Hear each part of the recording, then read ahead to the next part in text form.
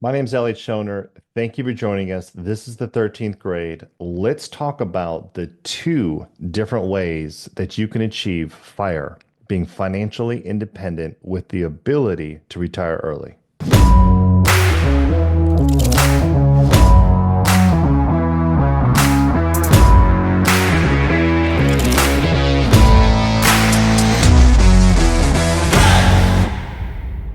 All right, guys, thanks for joining us back here. And we're just going to recap kind of our last video. We left you kind of with a little bit of a cliffhanger with this idea of control versus ownership. And the idea there was that is it better to own a particular asset? By owning the particular asset, that means you're not making necessarily a payment to it. That means your monthly budget's a little bit lower, or is it better just to kind of think about it as saying, hey, I control the asset. I don't own the home. For example, I have a mortgage on it, but I control it. I can live in it. I can rent it out. I can do whatever I want with it. I control the actual asset, even though I don't necessarily own it because the bank owns it because they're the ones that really have the security on that particular debt. They have a mortgage, right? And so we talked about as well is this idea of the generalized sort of thought process behind retirement, and that is this idea that you should, try to earn as much as you possibly can during your working years. Let's call it that 30 to 65. And then during that period, you should buy a modest house, you should buy used cars, but otherwise kind of live just sort of a frugal lifestyle as much as you possibly can. And the reason why you would need to do that is because you're going to need to put away at least 10 to 20% of your income into something like a traditional IRA or 401k. That money will grow over a period of time, maybe let's call it 8% a year. And if you do that consistently, let's say between the ages of 30 and 65, you will end up in a retirement age of 65, being able to withdraw a nice, at least a little bit decent amount of cash flow using the 4% rule and combining that with Social Security, that you should have enough money to cover your general living expenses. Those general living expenses being not a mortgage, not necessarily a new car payment, and not necessarily a very big lifestyle. Because the idea is that you'll either have that house paid off, or if you don't have that house paid off, that you'll be able to sell that house, sell the family home because the kids are off at school now. You don't need a four-bedroom house. You probably only need like a two-bedroom condo or something, but you'll reduce your house. You'll live in something a little bit more modest, maybe something a little bit cheaper, but you will have purchased that, or you won't have a mortgage payment on that simply because you've sold a larger home for the smaller home, or you would have paid that off over a period of time. That model, the way it would work would basically be as if you bought a house when you were 30 with a 30-year mortgage that would be paid off about when you're 60 years old.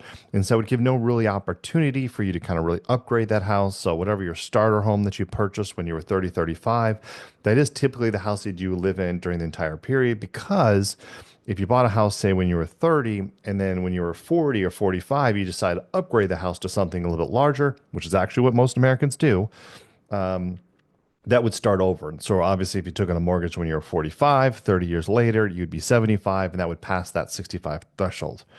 We talked about that this idea of having to, put away 10% of your current budget and, doing all of that so you can have this little bit of cash flow at the end of retirement at 65 plus Social Security, that downgraded lifestyle. And even though that's not really necessarily all that sexy, it's not going to motivate you thinking about actions equals a result. Like, I don't want to take 10, 20% reduction now just to have a mediocre retirement.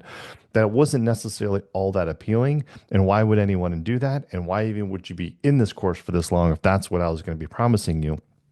But, but the fact that regardless if it was good or bad, that even the basic most majority of Americans aren't even necessarily doing that, because the majority of the Americans aren't necessarily even working with the idea of having the house paid off. They're not even thinking about that. They're not necessarily even thinking about putting 10 to 20% away. It's just off the board.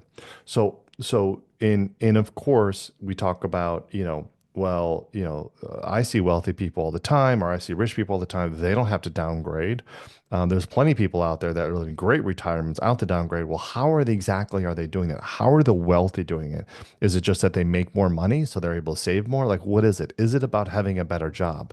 Is it about having a better career? Is it, or is it something else? And so what we're going to explore here over the next 30 minutes or so is basically the two different ways of retirement. It is important. It actually doesn't really matter which one you choose, and the one that you choose is going to be dependent upon your level of comfortableness, how you want your retirement to look. Some people might want to have a completely different type of retirement than the other person. Think about your fire number. It's going to depend upon your job, your education. Like, did you go to college? Are you a doctor, or did you go to vocational school and you're a plumber?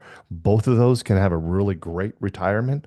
One doesn't necessarily have to be the other, but the way that you approach retirement might be different. The actions that you take, the work that you take, the blocking and tackling is going to be completely different. For my sports people out there, I'm probably going to ruin this, but if you got Tom Brady, your game plan to win the game is to give the ball to Tom Brady. We're going to do a lot of throwing.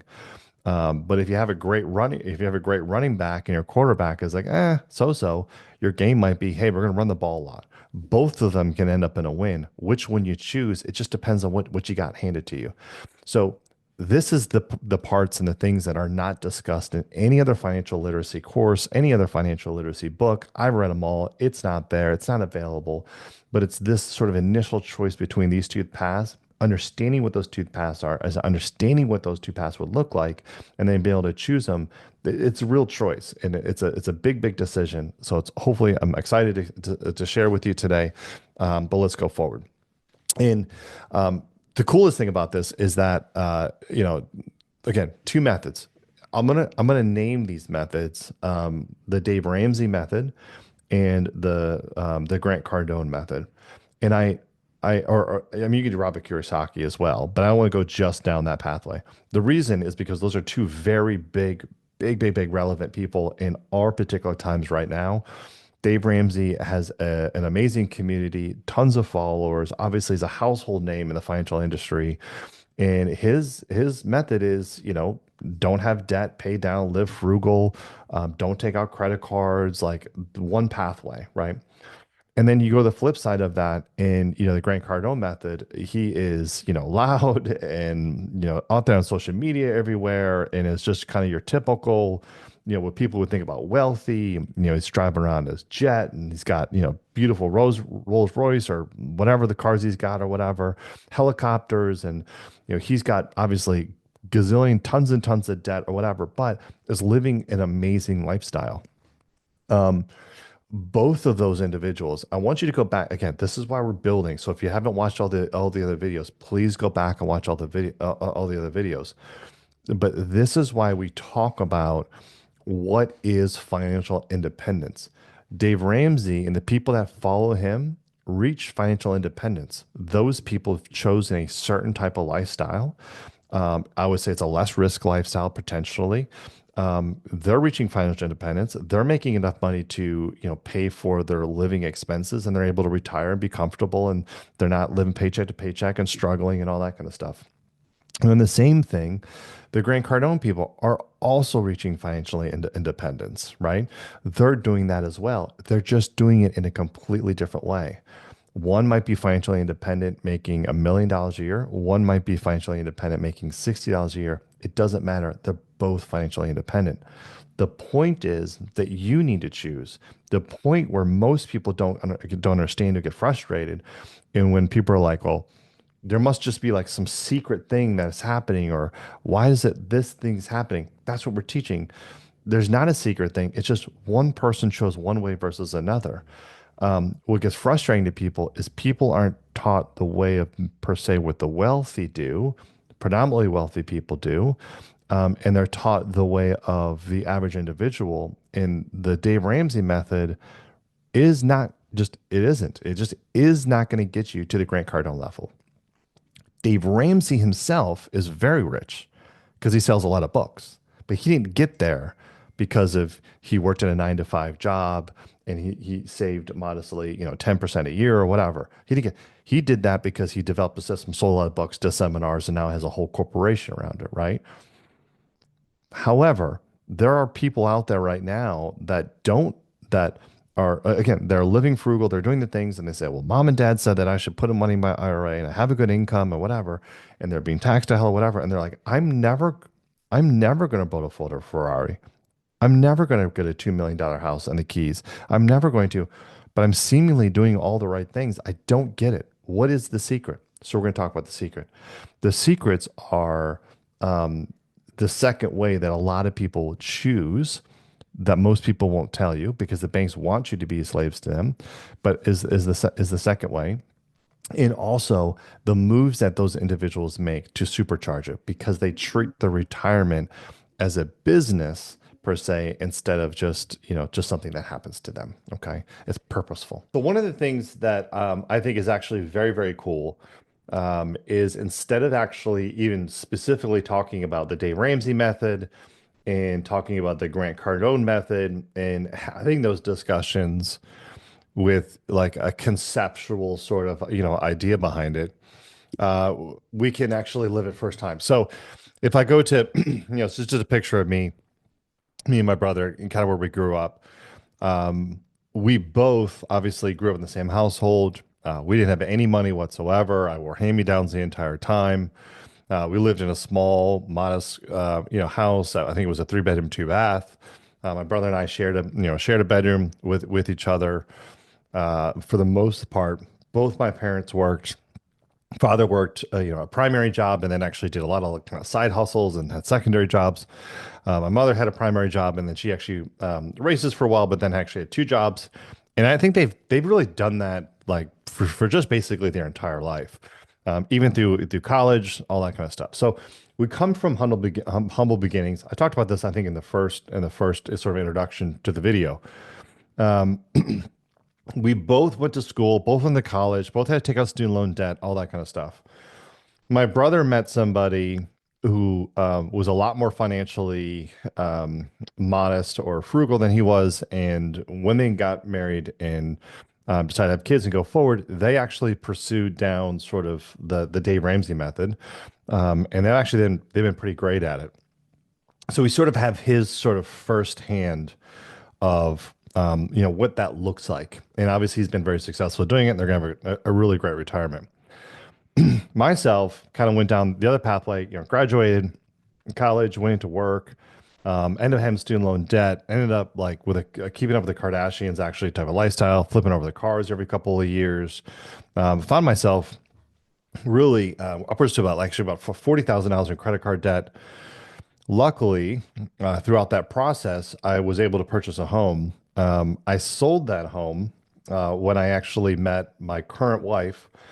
And my current wife was like, when we met, she's like, listen, we're a good match and there's probably something here and all that kind of good stuff. But she was not happy with my financial state. Had great income, well into six figures. I think I was making, about a buck 20 then, and was getting, checks of, anywhere between $5,000 and $12,000 as bonuses per month.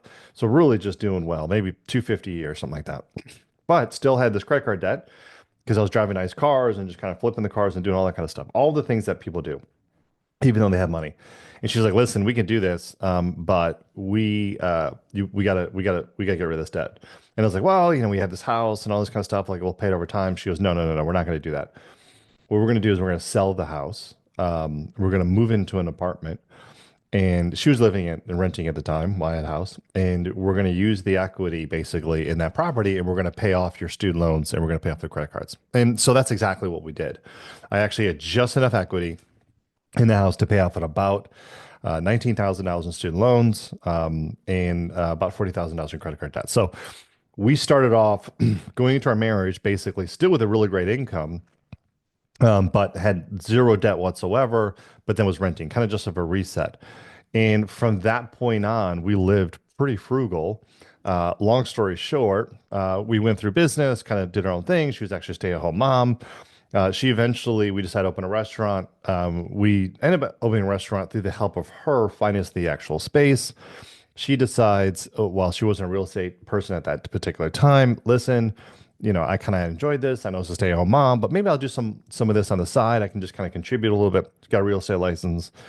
And without going to all into the details, for this video, is we're sending out obviously own a real estate company, have big real estate holdings, and sort of that just end up with like a whole branch of where we went into. During that process, we came across the grace of some really amazing mentors that were like real estate investors and just kind of just really good business people.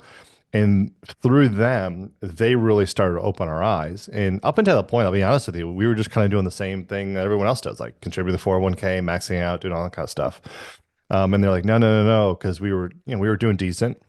At the time, we had a restaurant and I had a little private company and I was making good money elsewhere. Just in general, we're doing okay. And someone was basically like, hey, what are you doing with all the income? And we're like, well, I don't know, just spending it, saving it, whatever.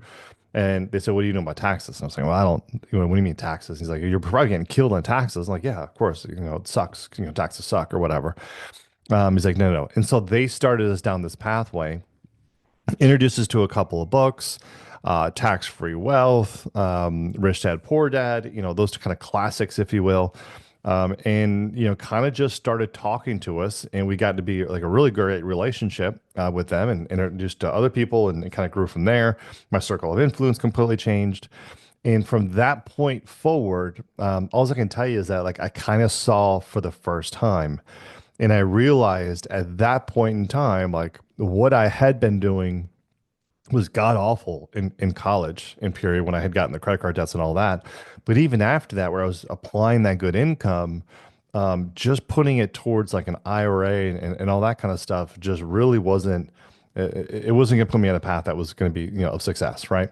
And so I ended up going down basically Grant Cardone method and doing things completely differently, doing things completely opposite to my brother.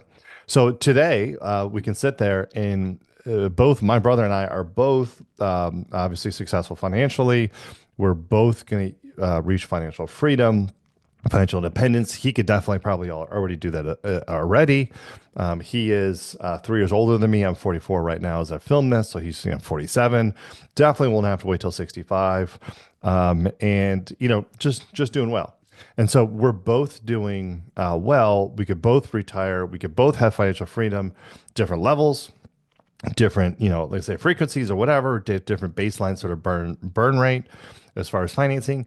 But it's a great example, I think, which is why I think we're going to go through both. It's a great example of like you can be successful at either. He's chosen one, I've chosen the other, and there's obviously different results. Both of the results end up in the same thing, which is financial independence. The degree of cash flow and things like that may be different. So, without further ado, I just want to go through a couple of concepts, and so we're just going to go through these couple of slides and just a couple of different scenarios. I'm just asking some questions. And the idea here, me asking these questions, is just to kind of get your mind right of just trying to get you to think about things a little bit differently, and showing you and saying, this is the way probably like you're probably thinking about it. This is the way that most people think about it. This is what if a financial planner, if you walked into your local bank and you talked to a financial planner, again, this is what they're going to push on you. But what about this? Doesn't this accomplish the same thing? A recurring theme, if you haven't picked up on it already, it's this idea that you can still accomplish the same thing, which is financial independence. Remember when I was talking about write down financial independence, I didn't, while you may have started writing down, I want a car, I want a big house or whatever, I didn't want you to focus on financial independence as in I have this thing. I wanted you to focus on as financial independence is really just your ability to go do whatever you want, whenever you want, for as long as you want. The degree of that, where you go, who you go with, the car you drive when you go there might be different, but the idea is that freedom, right? And so the theme is like, is it's not the dollar or the number of zeros behind it. It's the concept of the thing, right? So, and that's what we're going to talk about. So, and I think that's what helps change your mind. If I can shift, I'm gonna keep saying this like 1,000 times until you understand it. If I can change the way your mind works, I'll change your life, right? Because it's not. the zeros that I'm teaching you here today. I'm changing in a long, very long way, changing your mindset. And if I can do that, again, you'll look at things completely different. So just going here, who is financially free? And I kind of just alluded to this a little bit. And I'm going to start with the one on the left here. Let's say these people both own the exact same house. This looks like a pretty nice little, 3 bedroom, 2 bath house, something you'd see here in the Atlanta area. The guy on the left, we'll call that the Dave Ramsey method, has zero mortgage. They don't have a car payment. Their living expenses, so like going out to eat, clothes, whatever, it's 3,000. The retirement income is $5,000. And so, income minus expenses, they got about 2 grand left over. And, that person, puts that money away, probably in a rainy day fund because, if the car breaks down or maybe you want to buy a new car later or whatever, you're going to put a little bit away. But again, they have a little bit left over. Okay, the guy on the right side, and this would be kind of the Grant Cardone method, is, has a mortgage payment of 2,000. They have a car payment of 1,000. They have living expenses of 3,000. So very similar, but they're still keeping the mortgage and the car payment. But the retirement income is 8,000 per month. Their income minus expenses is still $2,000 a month. So if I was to say to you, which one is financially free, right? Most people say, or I would let's say, who's in a better financial position? There's a whole world of people that will look at both of these scenarios, right? And they'll say the guy on the left is a much better scenario because if the person on the right loses their job, like they have all this debt that you still have to pay for, that's not a very good situation. The person on the left is real great. Even if they lost their job, they're okay because they just think maybe they could cut down the living expenses, whatever, but everything's paid off, no debt. The guy on the right, the person that follows that method will say who's financially better would actually say and look at it and go, well, honestly, the guy on the right side's better. I would not want to be in the guy on the left. The guy on the right, who's following the Cardone method, look at the person on the left and go, they're actually making very bad, poor, extremely poor financial decisions. And the guy on the right is actually set up way better. And so you don't believe me, go on Twitter, or X, I guess as they call it now. Go on X and just find the guys in either one of those. Like search Grant Cardone, search Dave Ramsey, go in some of their posts, go into those posts and make comments. And when the Dave Ramsey's guys like, oh, pay off a house, pay whatever, go in there and just write like you'd be dumb to pay off your house and look at what is actually said to you in your responses, right? And then the same thing, go into the Cardone side and see when he's posting stuff or whatever, and go in there and be like, you're crazy. You should be paying off all your debt. That's crazy. And see what their responses are. Like these are two, for lack of a better word, cultish type of movements. One thinks they're better than the other. What I'm going to say to you is that neither one of them are better. They're just different. Both of them are going to have the same result. Both of these people are financially free. Both of these people are in the same financial situation in that they both have the same amount of money left over at the end of the month. The difference is one pays a little bit, but they earn a little bit, so they're at the same situation. So hopefully that makes sense to you. Now, this is really more so what the two different plans look at. Okay. And this way you're gonna see your bias. And I think I said to you before, like I picked this direction, the Grant Cardone method. So I picked that direction, so I biased to it. The guy on the left, who's financially free? The guy on the left is a mortgage payment that's zero. They have a car payment that's zero. Same thing, living expenses 3,000, retirement 3,000, and so there's zero, right? The person on the right side, mortgage payment that's maybe $7,000, a car payment that's 3,000, living expenses that is 25,000, but the retirement income, what they have coming in at the point in which they do retirement, is $40,000 a month, and they still have a net income of about 15 grand. Of those, which two is more financially free? of those, which one is in a better situation? So which one is in a better situation? And so while the other one, if I can go back to the other slide, so like if the other one, you can look at here, and I think it's pretty easy for people to go like, oh, they're about the same. They have about the same house. You know, when I said car payment, you probably thought like whatever you thought of a car payment, like whatever you thought you would be driving, that's probably what you put in your mind with the car payment. And so it looks equal, right? But when you go down the other two methods, this is actually the difference, or I'm sorry, this can actually be the difference between the Dave Ramsey and the Cardone method. The Dave Ramsey method, as we've kind of beat with the dead horse so far, it really does rely on time, which is that 30 to 65 period where you're trying to save up 10-20% of your income. It really just takes that amount of time to like kind of like keep saving. It just takes time to do that because you're only putting a little bit in each month, right? So you are older. And because you're really not saving up enough for the majority of people that are watching this, you're not really going to save up enough to where you're going to like clear 40 or $50,000 out of that nest egg using the 4% rule.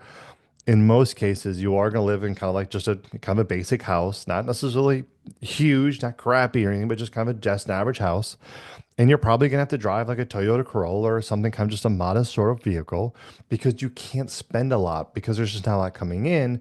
And there's not a lot coming in because for the most part, you're just not simply going to be able to put enough away and save enough to get a large enough nest egg based on the 4% rule to be great. The opposite of that is when you stop thinking about, you know, on the right side, the people that follow that particular method and really hone into it and really make great decisions.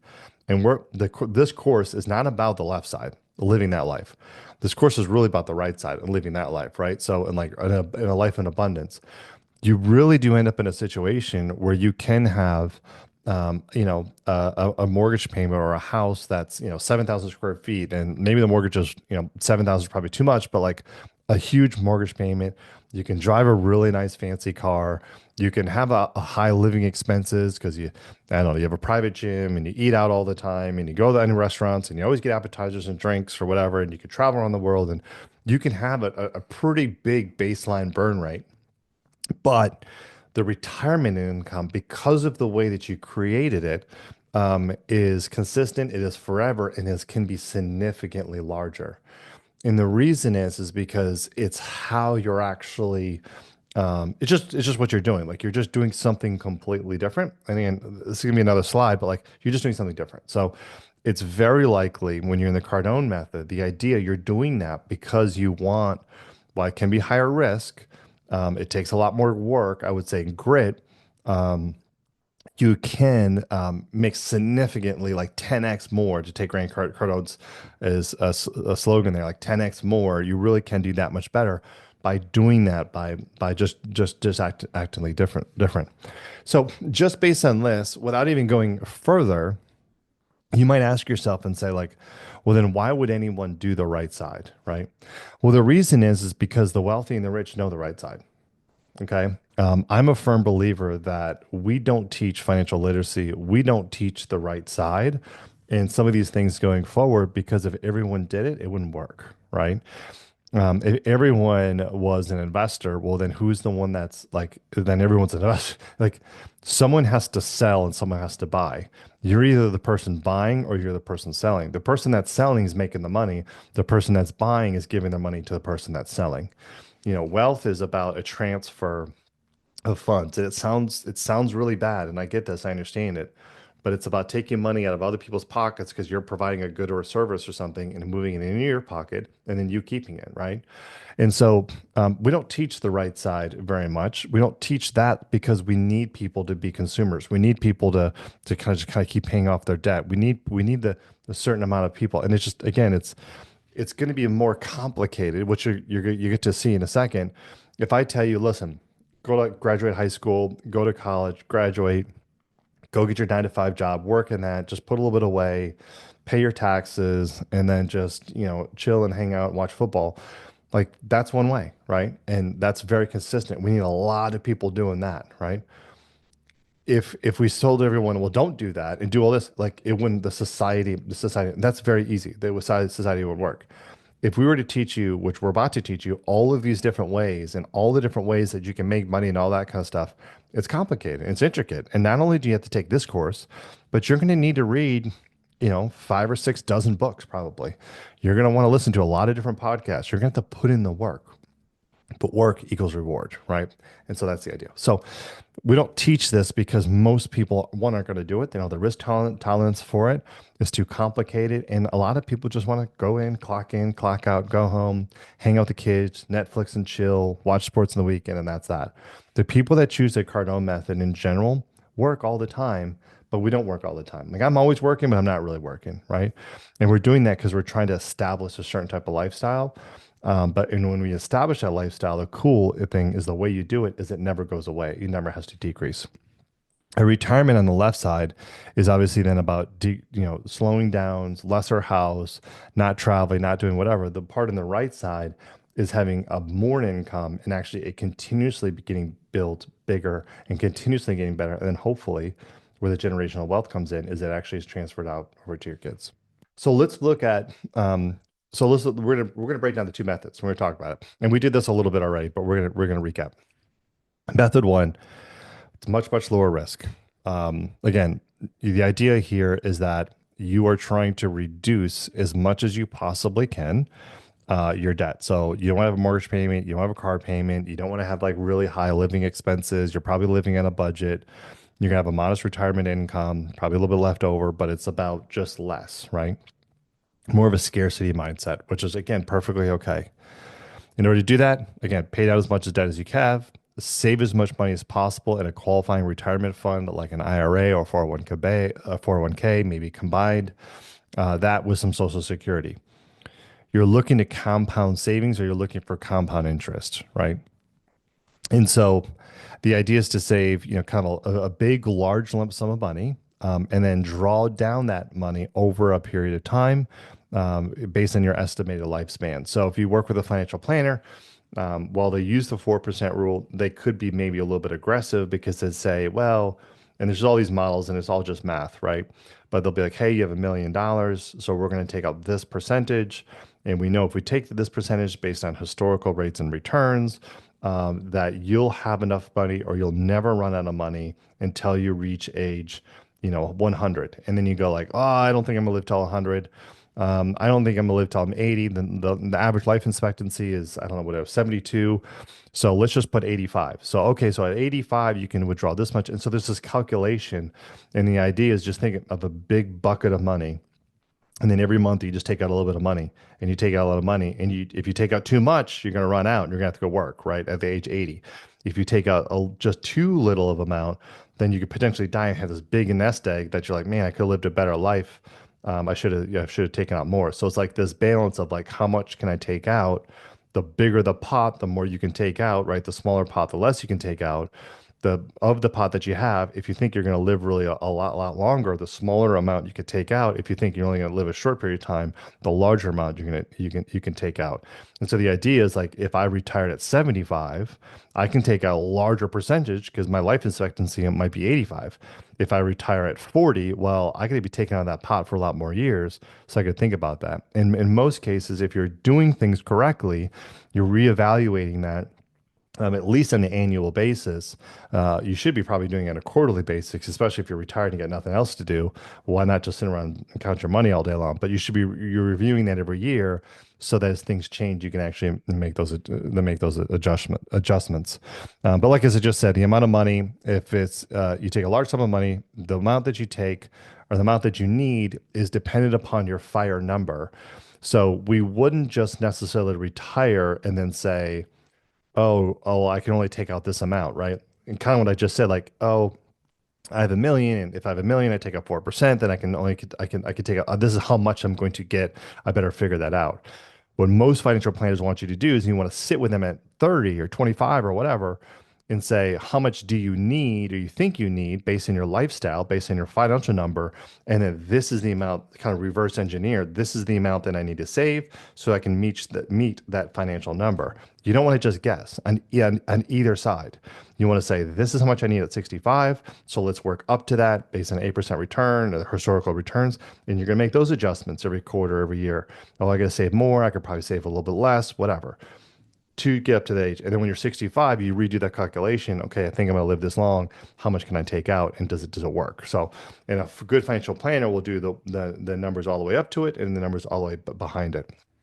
So there's a lot of calculation, a lot of math there. If um, if if you decide to, and this is kind of the idea, if you decide to, you want a large retirement, or your retirement is going to be expensive, you're going to need a bigger sum of money. Bigger sum of money means you need to have a bigger investment. You got to put more away. If I want more than $40,000 a year, I need more than $1 million saved. 4% rule, right? So I need $2 million saved to get $80,000 a year. So if I need more saved, I either have to save for a longer period of time to let the interest and compounded interest work, or I could put more money into it, and I may not necessarily be able to do that, right? Traditional, again, is that you would own your own home free and clear. You'd own your own car. You'd have no debt. Your kids are all paid to college, and you'd have some money reserved for medical and sort of general living expenses. But that's really what your expenses are going to be in retirement, just kind of medical stuff and general living stuff, pay taxes in the house or something like that. But that you don't really, you're not really having much debt.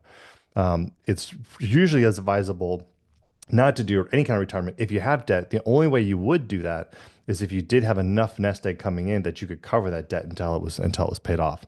In the instance, if you had like 5 years left in your mortgage, you might look at your budget and say, well, I could retire and still pay that mortgage for the next 5 years based on all those calculations and the money they have coming in. If I was going to put it in a graph, this is kind of what it would look like.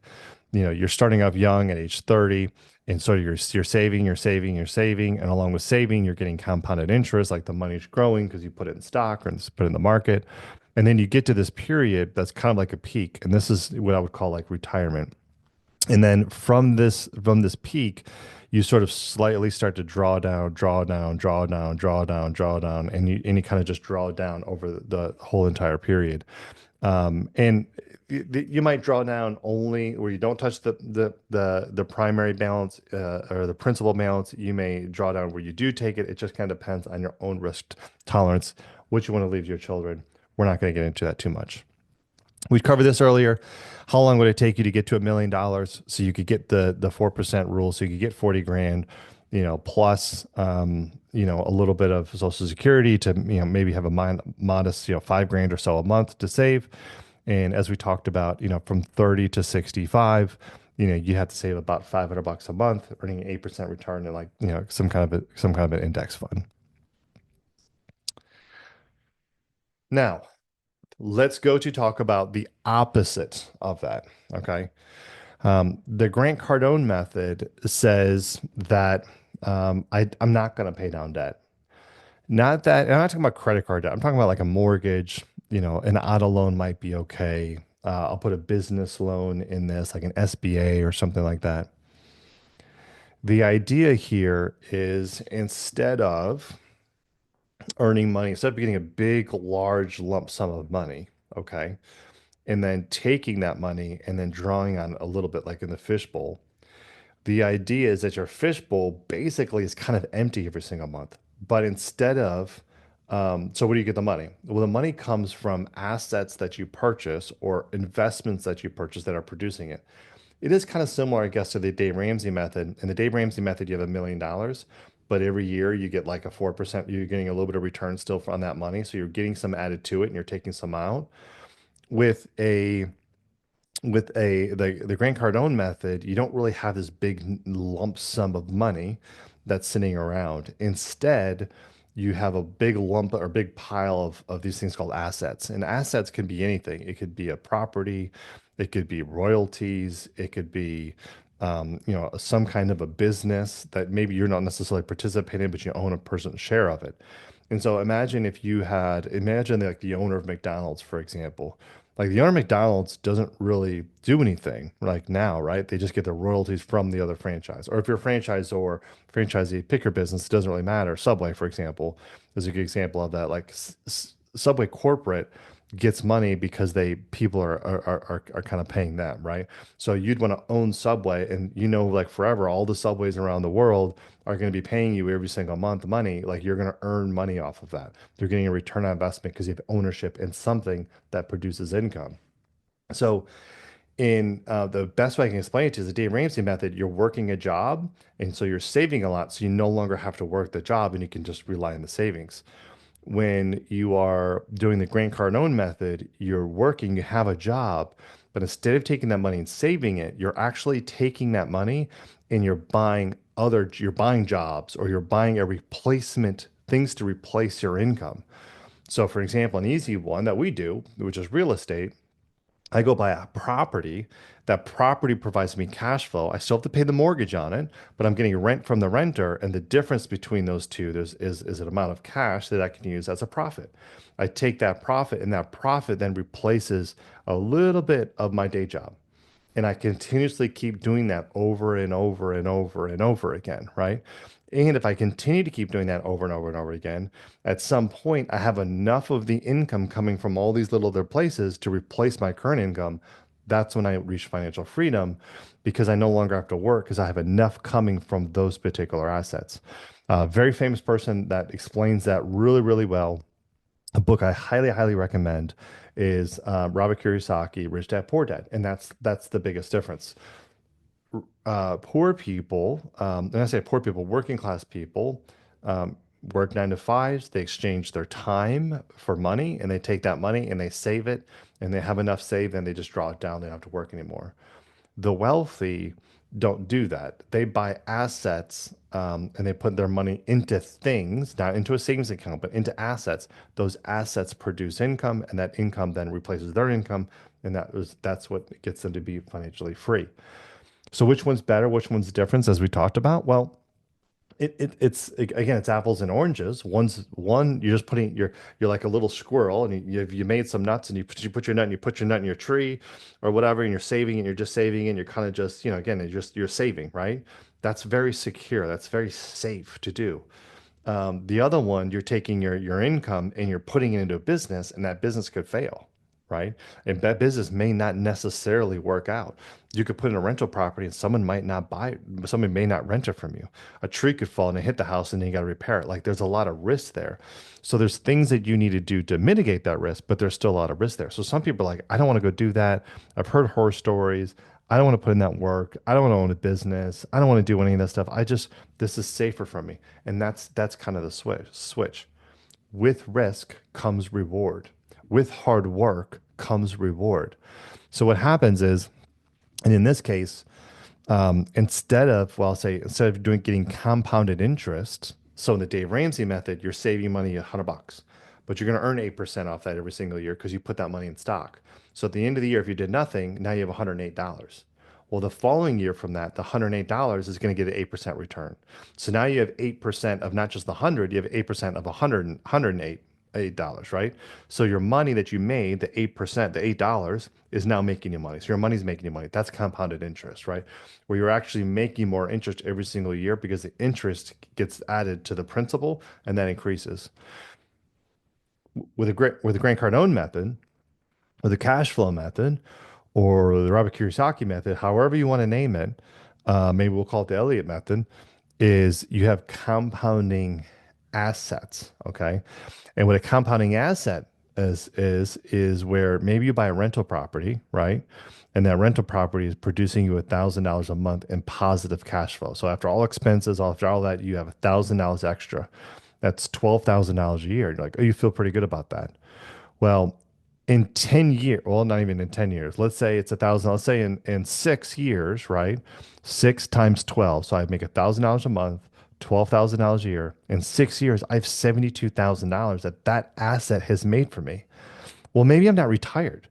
Maybe when I make the $12,000, I'm not using that. I'm not spending it, right? I'm just putting it kind of away into a savings account. Maybe I'm putting it in a little side, maybe I'm putting into stocks and getting an 8% return off that money, right?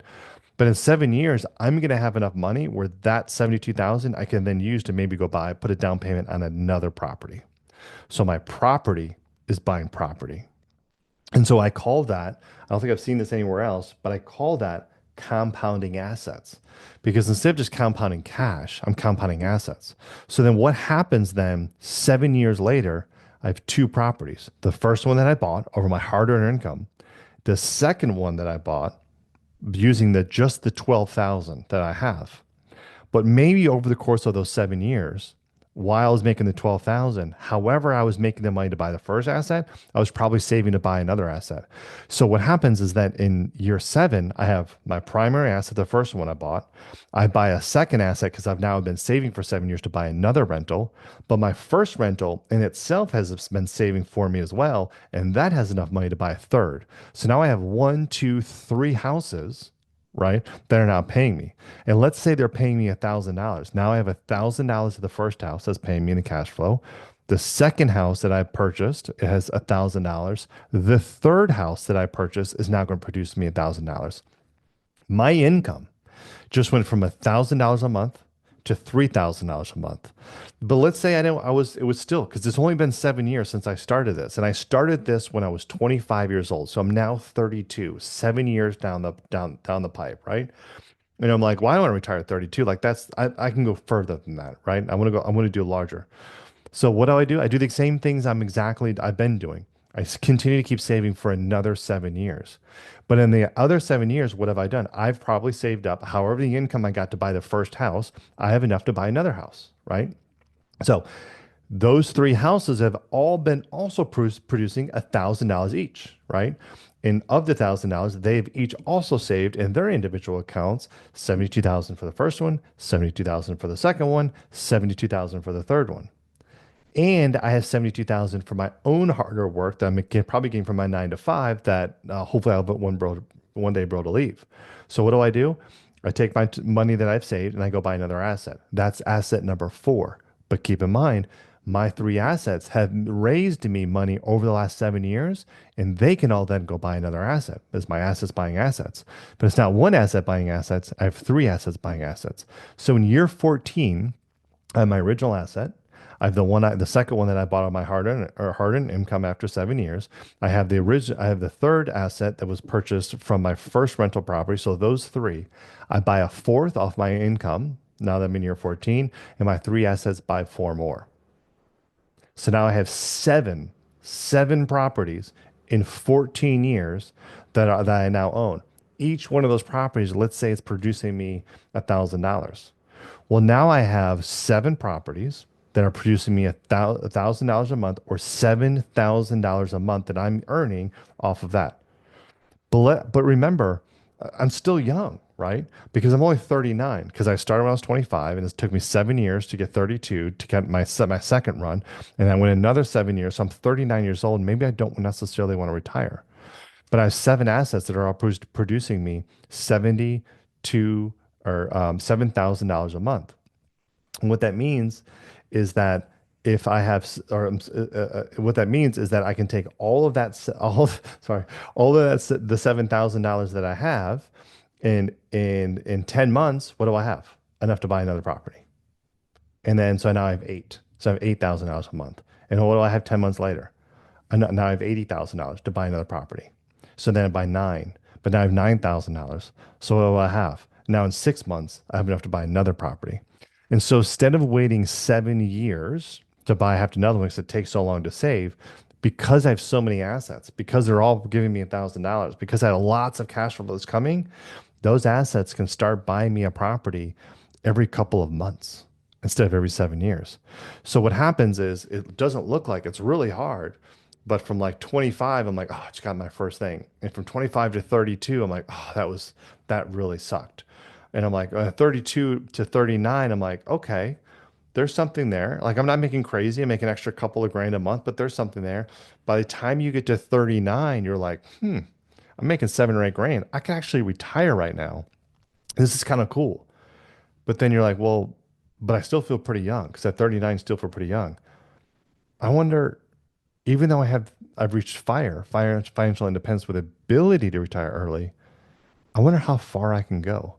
And so from 39 to say 50, you're able to buy a house every couple of months. You can wake up at 50 years old and have 50 or 60 properties.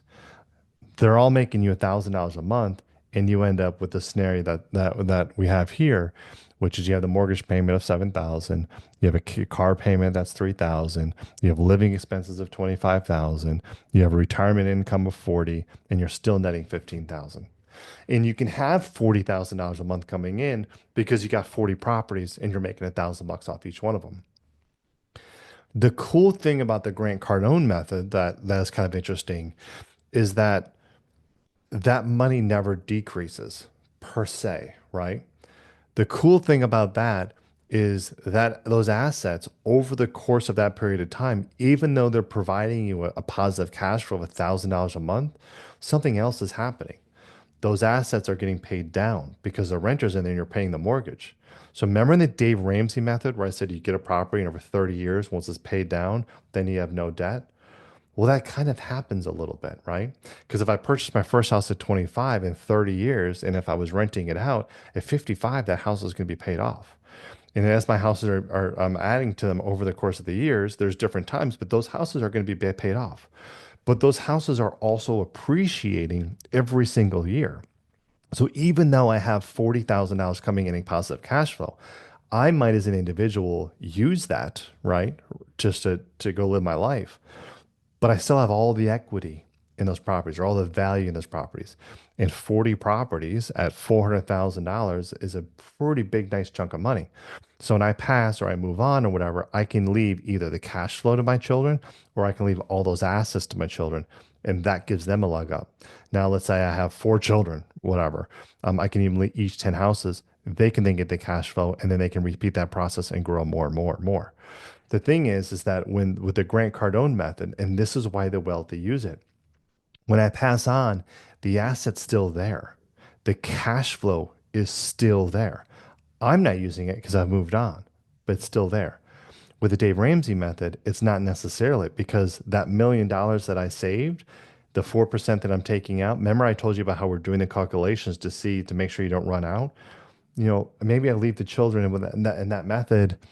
I don't know, 100 grand or something. Maybe I did a whole $1 million, but split over four kids. It's like 250,000. They're going to use that to, pay off their mortgage probably quicker because we're all living the Dave Ramsey method or something, right? But you're not leaving them anything other than past just sort of that little bit. In the Grant Cardone method, what Grant Cardone's going to leave to his children, what I'm going to leave to my children is $100 million in net worth. Because what happens is those assets, because you really get to a point where, like, I think I showed this in a previous slide. There's a guy pulling up the rock, and then you going over, and you pull the rock up, and then the rock, goes over or whatever. And I was like, it's all downhill. Or remember the curve? I was like, it goes up, and it just kind of exponentially goes up. When you get to that part where your assets are buying you assets, and your assets are buying you assets like every couple of months, like you really just can't spend that much money without being just completely grotesque, right? Sure, you could always get a private jet and you could do all kinds of crazy stuff. But for the most part, if you've lived a certain kind of lifestyle that have allowed you to have the income to accumulate those assets, you're not going to be like some super crazy, right? Yeah, maybe you get a nice car, you have a nice house or whatever. But that 40,000, like on the screen here, that $40,000 in income, it just continues to grow because it's not 40,000. Next month it's going to be 41,000, and the next month is 42,000, and the next month is 44, and it just keeps growing and growing and growing. And then what some people do, because remember, we intentionally kind of really don't pay off any of this debt. We don't want debt, right? Or we don't want to pay off the debt because debt is dead money, or equity is dead money, rather. What a lot of people do is when that house gets down, it gets paid off, and it has the equity. Because remember, the house is not going to be worth 400,000; it's going to be worth 800. So when the guy bought it 25, at 55, it's paid off because it's been 30 years, been paying that mortgage. The house has probably doubled in value because it's appreciating 3 to 5% every single year, right? And so what they'll do is they'll go and they'll pull that equity and they'll take the 600 grand out, and they take that 600,000 And then you can actually go buy more assets of that. So it's not even your assets are buying your assets. It's the equity and the appreciation in those assets actually buy more assets. And it just keeps snowballing and it gets larger and larger and larger where you simply just can't even spend all the money. And that's the difference. So without further ado, because I made these slides, let's go to the next one. Let's see what I talked about.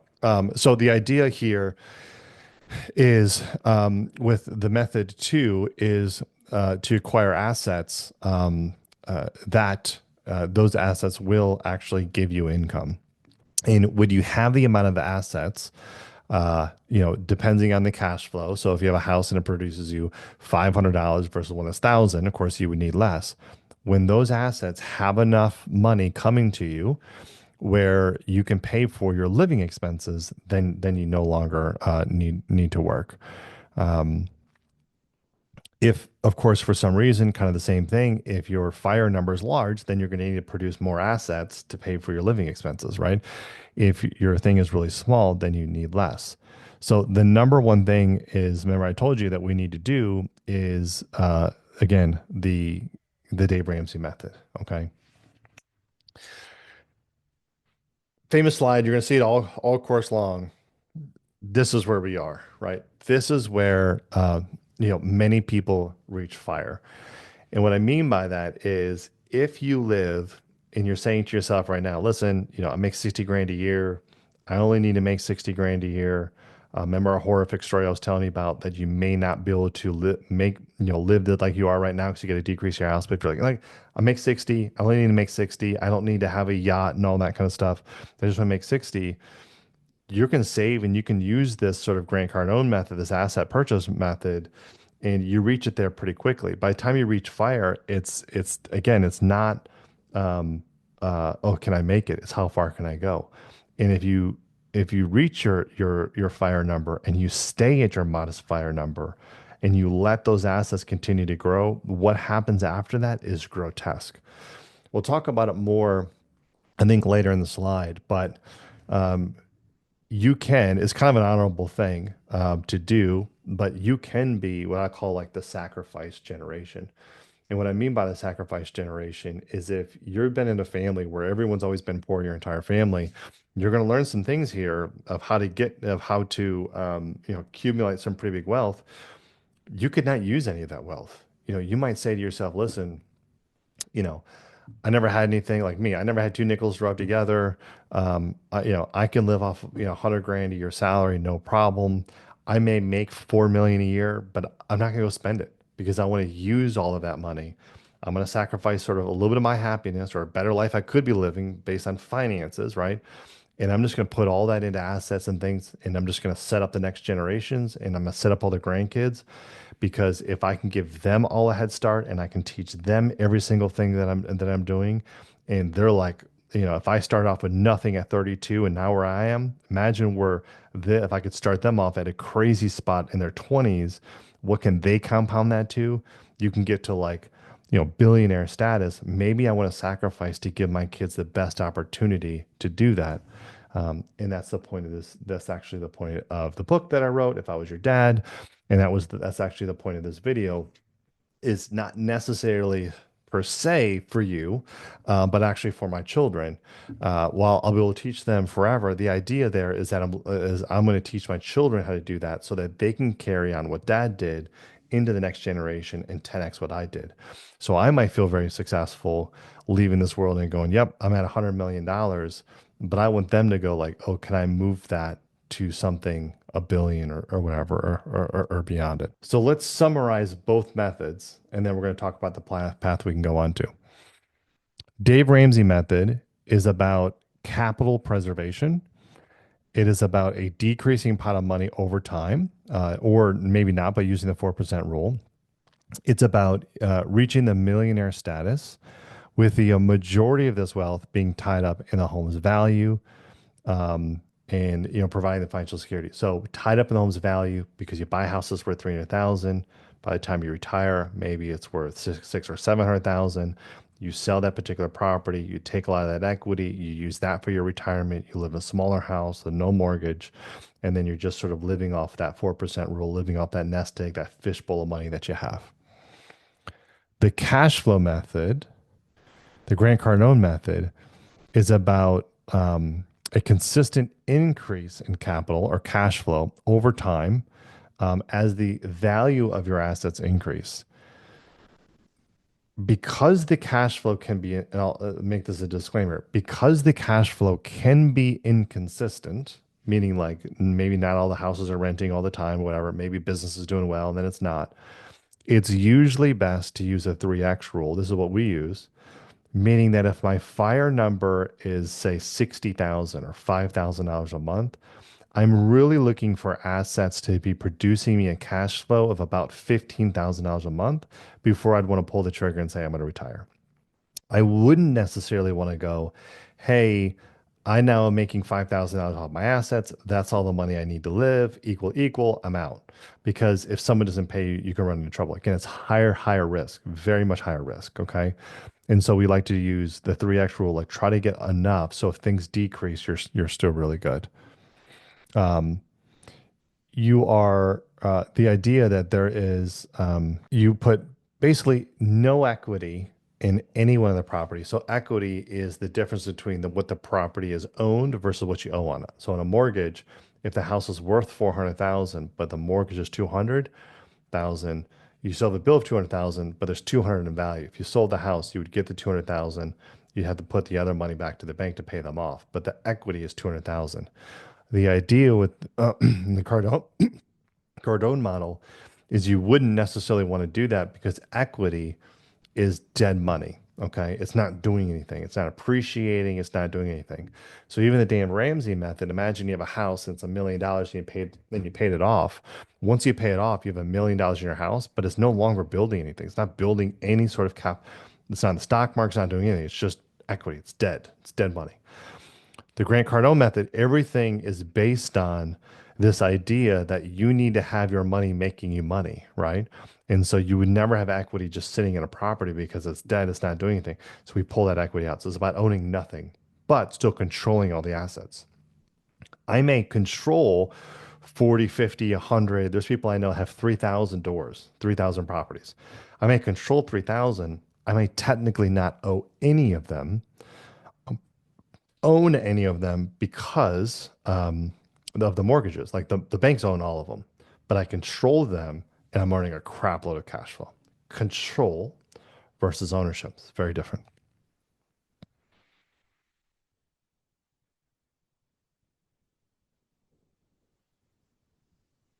The more assets that you acquire, um, the as that goes further deep into your retirement, if I have 40 or 50 properties and those 40 or 50 properties are producing me X amount of income, and so that income allows me to buy more and more and more and more and more, and I don't ever really actually have the money, I don't spend any of that money, right? That is in itself generational wealth. That's where wealth comes in. Somebody who is rich is somebody that makes a really great check and they spend that check. Doctor, I make $300,000 a year. I probably spend $300,000 a year. Maybe I save a little bit, but I'm spending it. But once I die, if I stop working, that's it. There's nothing else happens. That person's rich. They're not wealthy. Wealth is I'm not working. I don't have to do anything. And I have all these different sources. I have these different things that I own that not only have equity in them or value in them themselves that if I sold, I could get money from, but that those things are producing me cash flow that they'll never go away. Like they'll constantly just keep producing as long as the business is staying business and so forth. That's wealthy. And generational wealth is basically where those assets will well outlive you, their kids, your kids' kids, your kids' kids. Real estate does that. Major businesses do that, so forth. Like X is going to be around. Apple's going to be around. People that own or develop those companies, they have generational wealth because those companies are in the wealth and all of that is going to well outlive any of those people that made it. We're going to leave it at there. I know this went long, but those are the two methods. Those two methods, and we're actually going to be talking about both of them throughout the whole thing. Those two methods are what you have to make a determination, not now, not even a couple weeks from now, but of the path that you want to go. We're going to talk more about the pros and cons. We're going to talk about how you get those, how you can do either one of them and provide as much safety as far as on the risk side of those things as you can possibly do. But that's the decision. Both of them will result in you reaching 65, you reaching retirement age, and being able to retire and being security. That's primary one. Primary one of this course is to get you to be financially stable, financially sound, have a little bit extra money left over, ensure that you have a great retirement, that you can take care of your family. That's the core. The secondary for that, for the people that want to go further, is to teach you how to create a lifestyle well with enough income well beyond that you could ever possibly imagine or ever possibly spend. Both of those will be discussed. When I say you must choose one versus another, what I'll leave to you, and this may be just a little sample of what's going to come, is I'll say to you, you can actually do both. And you can do both very easily. You start with one, you move to the other, and then you simultaneously do both. And it's probably different. The order, which one you think is first or second, is probably going to surprise you.